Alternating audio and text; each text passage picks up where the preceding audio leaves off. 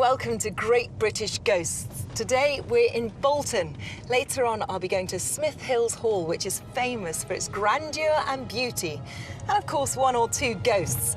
But first I'm heading to Haleth Wood, which in the 16th century was called Hall in the Wood. Well, the wood has long gone and instead it can be found right in the middle of a housing estate. So when you finally come across it along this cobbled road, it really does look like a spooky haunted house. Haleth Wood Hall is a magnificent early 16th century manor house, literally hidden away inside a housing estate in Greater Manchester. The hall itself is a Grade 1 listed building and is currently used as a museum by Bolton Council. Local author and paranormal researcher Jason Carl agreed to show me around. Michaela. Hi, Jason. Hello, come on in. This is a fantastic place, and what an extraordinary way to find it. It's an amazing house. It's, in fact, Bolton's most haunted house, a great historic venue built in the Tudor period, and 7 really strong ghost stories that many people have witnessed, seen and heard over several years. Nobody lives here now, do they? Not living. It's a museum. But there's lots of different... It is a museum. It's open to the public. The staff that work here experience the ghosts. People come here and do ghost investigations. And also the general public every day have things happen to them. And our first story actually starts here with this staircase, which is quite a very dark wood staircase, a little bit spooky. And it's the main place where people see a pair of legs, disembodied legs, feet, shins, ankles moving up the stairs. Now, this has been seen many times, and it's believed to be a member of the Brownlow family. And the Brownlow family were the family that initially built the building back in the Tudor period. So what happened to his body? Well, the theory is that ghosts over time degrade, if you can imagine like a battery. So a ghost might start off being seen and heard and maybe touching people, and then over a course of time the battery runs down, so you may not see the full body anymore, you may not hear the sound anymore, and that's the explanation for seeing just the legs and the feet going up the stairs. And it also connects to the story at the top of the stairs in the most haunted room, which is the Brownlow bedroom. Let's venture up. That is so weird, though, just to see the strange, lower isn't it? half. Definitely spooky. So, Michaela, this is the Brownlow bedroom, which is believed to be the most haunted room in the house. It's a great-looking room, isn't it? It's a fantastic room. In fact, it hasn't changed really from the 17th century. It's very much as it was and hasn't been touched. And that might be one of the reasons why people have a sense of oppression and dread. In fact, a lot of guests who come here during the day when it's open to the public refuse to come into this room. Really? Because to me it feels lovely. It's light and airy and... It's beautifully light, and in fact the light that's coming through the windows is important because one of the ghost stories associated with this room actually happens here. So the spirit in the room is believed to be a female ghost, which possibly could be somebody from the Brownlow family or the Crompton family. Not only seen here inside, but also the face seen through the window from below, people who are passing by the house looking out. And seen as a shadow or an actual apparition? Seen as an actual apparition, a full apparition, not a sort of a shade or a silhouette, but an actual full-bodied apparition. But the other ghost in the room is not. And this relates directly with the story on the staircase that you've just walked up. As people come to the top of the staircase, they make contact visually with this bed if the door is open. And what they describe seeing, which is quite common, is as if somebody is sitting on the bed here and they can see the bottom of the legs, the ankles and the feet below the bed, but no upper body, exactly the same as on the stairs. So that really is quite a spooky thing to see. Talking of which... It's a shocking thing to see, and so is this. I mean, what is this? Is this some sort of torture thing? It's not, actually. It looks like something that perhaps you'd see in a specialist shop, but it isn't. It's actually an ancient form of a bed warmer. So what actually would happen is that hot coals or embers will be placed on here, the blankets will be drawn back over, and that would actually heat the bed up for whoever's going to sleep in it. I bet a few beds have gone up in flames with that I should think they have. This one has survived, and if you have a look down here underneath this, this sort of duvet mattress that's on here at the moment, you can see these ropes. And this is interesting because it's where the phrase sleep tight comes from. So if you pull the ropes really tight, you'd have a better night's sleep, and that's where sleep tight originated. Doesn't look that comfy to me, especially if you've got those ghost legs hanging over the edge. Ghost as well. legs is a bit small as well. Yeah. Let me take you to the withdrawing room, because that's our next ghost story. This way? This way, turn left.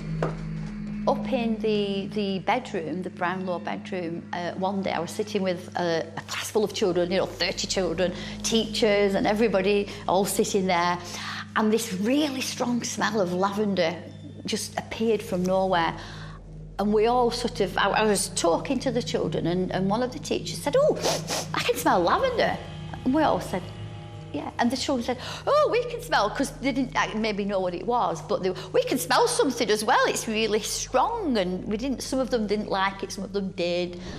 And then as fast as it had appeared, just suddenly it totally went again. It's interesting here that we have a mixture of different types of experiences that people have reported. We have all the normal sounds, we've got temperature fluctuations, music, footsteps, etc., but also things that are seen. Now, this is much rarer than those other kind of more common phenomena. Here we have the woman in the Brownlow bedroom, which is seen. We have the disembodied legs, and also the striding man in the Victorian or Edwardian outfits. It's quite unusual to have so many ghosts that have physically seen actual manifestations. So, Michaela, this is moving towards what's known as the withdrawing room. Withdrawing? Withdrawing room, yes. It's now called just the drawing room. Over time, the width has been dropped. Again, a great, big, airy room, It's a fantastic room, isn't it? And this over here is a very interesting connection to one of the experiences that many people have reported. This is actually a very old spinet, and music, ghostly music, inexplicable music, has been heard many times, certainly in the house, but also people who are passing by the house outdoors at night and in the day. And it's interesting because Samuel Compton, who's very much associated with the house, was not only famous for designing the spinning mule, but was also a very accomplished mathematician and also musician. So there's a connection between the ghost story and the music. And there are other things in this room as well. We do have a story of what is perceived to be maybe a Victorian or an Edwardian gentleman who is known as the Striding Man. Now, he's been seen in this room, but he's also been witnessed in other areas of the house, striding. We've got wooden floors, very much strong, heavy footsteps. When people have seen him, they've described him as wearing a black suit, like a tailcoat, and a very high, starched white collar. So Victorian, could be a servant, might be a member of the household. Could even be Edwardian, I suppose. Could be Edwardian as well.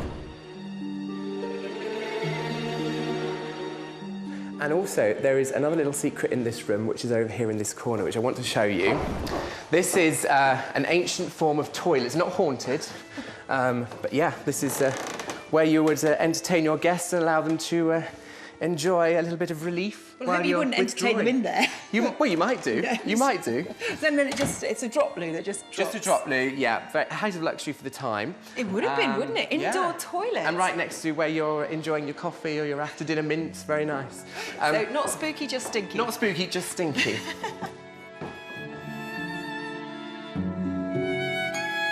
One day in here, we were setting out the costumes for the children. We weren't actually talking, it was a quiet morning, just putting things out. And we heard kind of shuffling footsteps, really, or scraping footsteps with this sort of a noise, as if somebody was walking sort of behind where we are now, near the fireplace, but almost shuffling or scraping. It was a scraping sound behind us, and then it just stopped. As soon as it began, it stopped. It was kind of, it came from nowhere. They didn't sort of wander off or anything, and myself and the other lady looked at each other, and I said, "What, did you hear that?" And she said, "Yeah, we both heard the footsteps together." Who do you think is haunting the house? I think there are lots of different spirits that are potentially haunting and creating activity in this building, and they cross over different generations. You know, you've got the story of the young girl, we don't know who she is. You've got the story of Betty Crompton, the mother of Samuel Crompton, who's very much associated with the building. And then you have the more generic hauntings, such as the Victorian or Edwardian striding man and the woman who's been seen in the kitchen. So who they are, it's very easy to make assumptions because we know the history, we know the characters associated with the building. Therefore, when something is seen, you assume that it's that person. The reality is that we don't actually know. The best evidence we have is what mediums say, because if a medium can come into a building without knowing its history and give names, dates and information which correlates with historical records, then that is evidence as to who's haunting. It's been very interesting, shall we say, over the last 6 years. Lots of things have happened, strange things, which haven't been that scary, but a little bit scary, and especially in the evenings and at night when we've done evening events, then it is scary.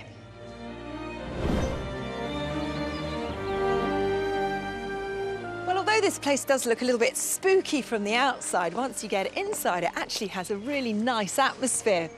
But I think with its history and its hauntings, you could definitely say that it spins a good yarn.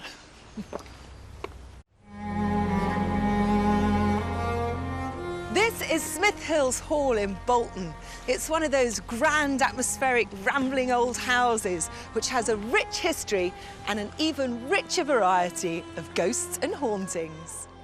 Smith Hills Hall has a long history. Parts of it date back to the 15th century, but much of what you can see today was added in Victorian times, when it was home to Colonel Ainsworth and his family. Now it's a museum run by Bolton Council, and one of its curators, Anne Melmoth, agreed to take me on a tour.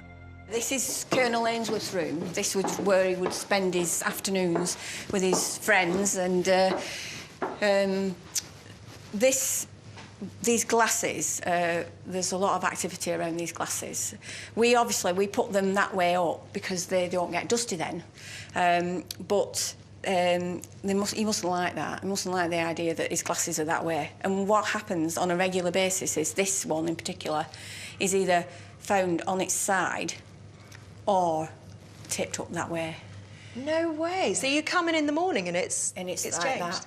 And how often does that happen? That happens not every week or every month, but it does happen. It has happened over the years on a regular basis.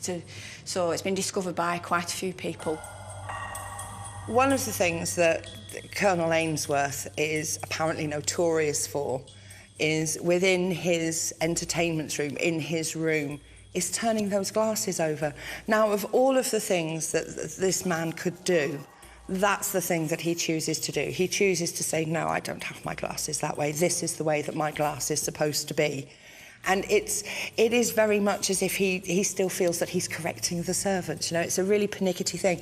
But it is a reflection on him of how he would have wanted everything in its place and everything as he wanted it to be. And he's still doing that. And I think that's fabulous. So we're going through to this room now. This is another of Colonel Ainsworth's rooms. This is the library. This is where he would spend his afternoons or his evenings. Look at all those old books. So he had a whole beautiful room just to read a book. Yeah. The other thing that happened to me on the paranormal night was in this room. And we were doing what's called mirror scrying, when you sort of look at the mirror and you just concentrate on looking at the mirror.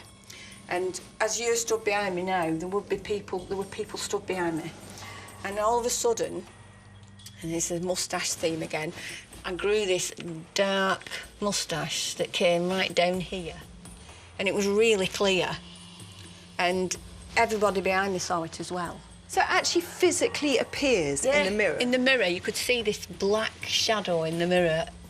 For all the world, I looked like I had a Frank Zappa type, moustache. Ooh.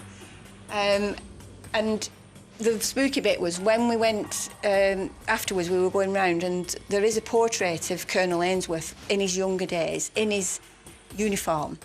And when we looked at that, he's got the same moustache. So it was him.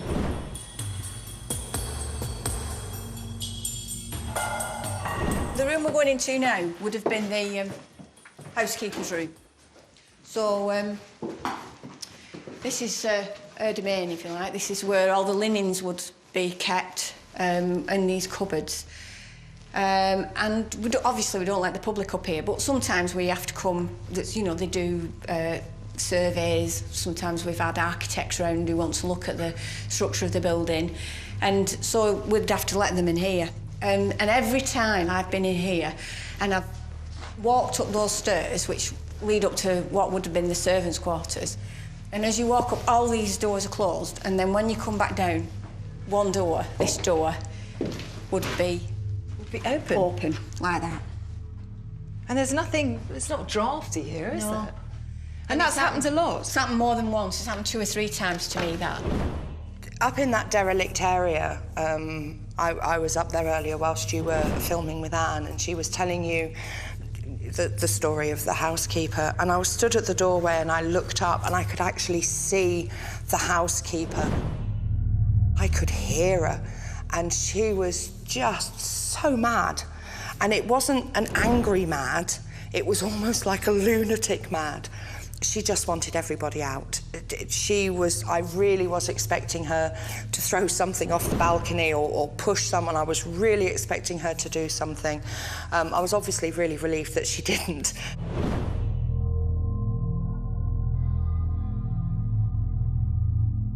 Joan Shepherd has worked at the Hall for many years and has had a number of paranormal experiences. Now, we had a very large mirror in the shop called the Pugin Mirror. It's now at the Town Hall. And just before opening times, I was doing my hair and my lipstick, and I could see a man in the doorway through the mirror. So I turned round, went towards him and said, "Can I help you?" No reply, he'd disappeared. So I went back to the mirror and I could see him on the staircase through the door with his arm on the stairway, And what did looking at me. What did he look like, Joan? He had white hair and a darkish suit. So who do you think he might have been? I think he was George Marsh. So despite the fact that he didn't die here, he still haunts the place? He's still around the place. I'm quite sure of that. Now, this is George Marsh's footprint. When he came down here from the interrogation room, he stamped his foot. So he sort of stamped with injustice? and With it left a mark. injustice of what had happened. And he looked up to God and said, "I have not been treated fairly here." Please leave a mark.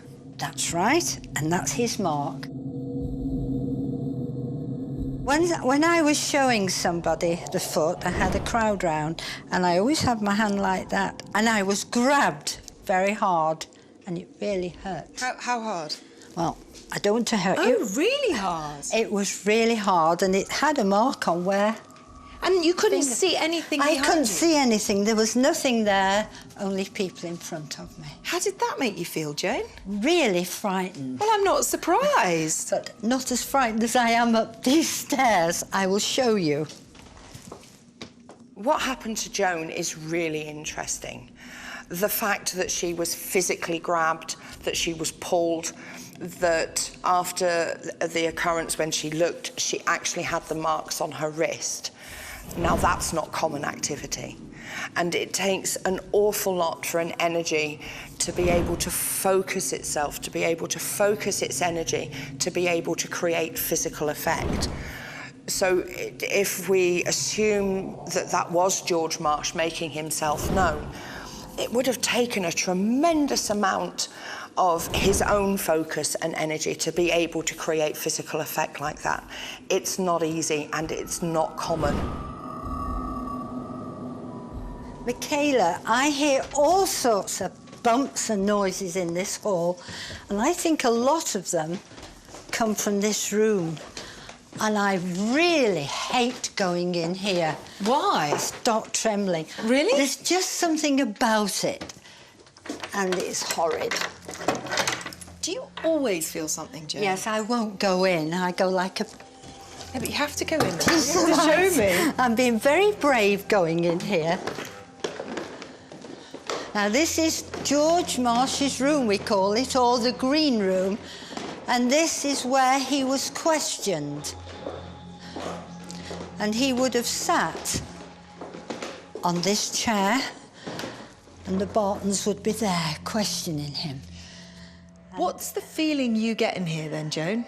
My whole body at the moment is turning to ice, and I feel very, very frightened, and I will be glad when I go out. But what are you frightened of?